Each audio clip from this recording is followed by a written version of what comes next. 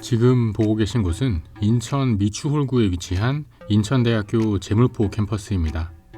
인천대 제물포 캠퍼스는 2009년 폐교된 이후 지금까지 이렇게 방치되고 있습니다. 도색은 벗겨지고 건물 여기저기는 깨지고 갈라져 있습니다. 학생들은 없습니다.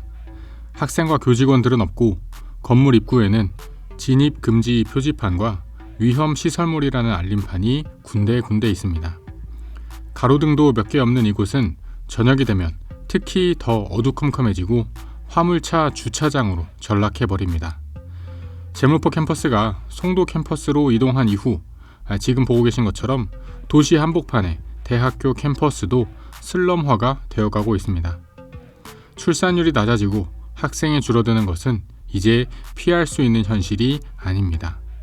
젊은 세대, 우리나라의 미래 인구가 줄어들며 앞으로는 장기 저성장 국면에 접어들 가능성이 높습니다. 사실 이미 장기 저성장 국면입니다.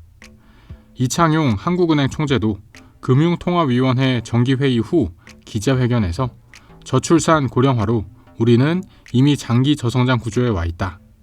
우리나라는 구조개혁이 필요하지만 그것도 이해관계자의 타협이 어려워 진척이 없다고 하였습니다. 우리나라 국민이라면 출산율에 대한 뉴스는 이미 많이 들어보셨을 것입니다. 여러분들께서 초등학생, 국민학생일 때는 한 반에 몇 명 정도 있었었나요? 우리나라의 베이비 부머 시절 50년대에서 60년대에 태어나신 분들은 국민학교 때 보통 한 반에 60명 넘어가는 경우가 대부분이셨을 것입니다. 8, 90년대생은 보통 한 반에 40명 조금 넘어가는 수준, 적다고 하면 30명대였습니다. 그런데 지금은 한 반에 20명이 겨우 넘거나 20명도 안 되는 경우도 부지기수라고 합니다. 특히 지방에서 초등학교 학생 감소세는 더욱 심한데 한 반 평균 학생 수가 강원도는 17명, 충북 19명, 전북 18명, 전남 17명 수준이라고 합니다. 국가 소멸 위기 상태라고 봐도 무방합니다. 지금도 젊은 사람들 집값 비싸고 전월세 이자 내기도 쉽지 않고 취업은커녕 연애도 못하고 결혼도 못하고 있습니다. 그런데 지금보다 더 몇 배는 심각하게 노인 인구는 증가하고 젊은 인구는 감소하는 시름에 시달리는 것이 우리나라의 정해진 미래입니다. 캠퍼스 이전 후 제 용도를 찾지 못하고 흉물처럼 방치되고 있는 도심 한복판의 대학 캠퍼스처럼 우리나라의 미래도 밝은 점을 찾기 어렵습니다. 지난 3월 한국부동산원 통계에 따르면 2030 세대의 서울 아파트 매입 비중이 다시 30%를 회복했다고 합니다. 지난 상승장에서 젊은 층의 영끌 매수 비율이 30%를 훌쩍 넘기다가 집값이 떨어지자 20%대로 내려갔다가 다시 30%대로 올라온 것입니다. 그런데 지금 영끌에서 집 산 젊은 사람들, 그 다음에는 그 집을 누가 사줄 수 있을까요? 출산율은 떨어지고 초등학교 학생도 없는데 우리나라에 다음 세대가 없는데 지금 영끌족의 집은 누가 더 높은 가격으로 사줄 수 있을까요? 요즘 젊은 사람들 중에 참 열심히 사는 사람들이 많다고 합니다.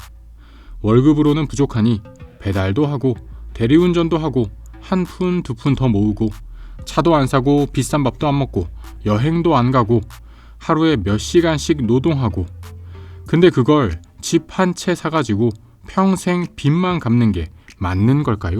차라리 살려면 제대로 사야 합니다. 이상한 아파트, 입지 안 좋은 곳에 비싸게 잘못 사면 정말 되돌이키기 어려울 것입니다. 지금 보고 계신 곳은 인천대학교 제물포 캠퍼스의 예전 학생회관 건물입니다.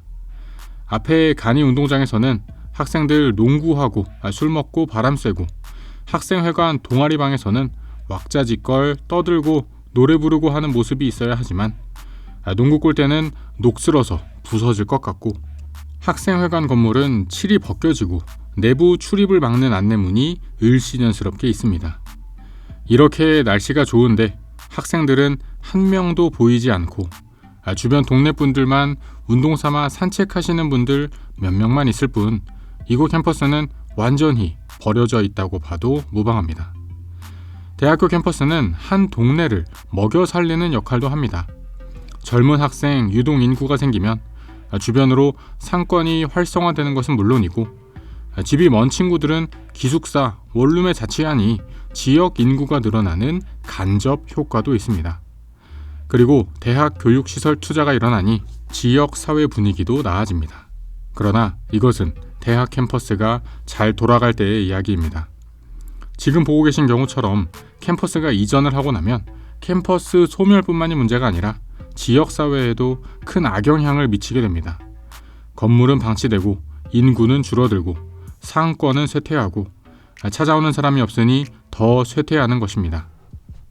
지방에서는 이러한 일이 이미 시작된 지 오래고 이제는 서울 수도권에서도 이런 일이 일어나고 있는 것입니다. 어떠셨나요, 여러분? 지금까지 폐교된 인천대학교 제무포 캠퍼스의 사례를 바탕으로 인구 감소가 우리나라 경제에 미칠 충격에 대한 이야기까지 전반적으로 알아보았습니다.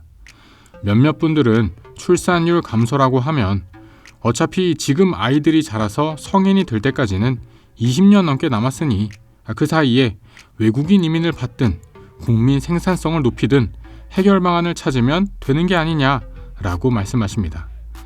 물론 그 말도 맞습니다. 당연히 손 놓고 있으면 안 되고 이민도 열어두어야 하고 인당 생산성도 높이면서 경제의 성장을 지속해 나가야 합니다. 그러나 말씀드리고 싶은 부분은 인구 감소는 앞으로 다가올 미래가 아니라 이미 닥쳐있는 현실이라는 점입니다.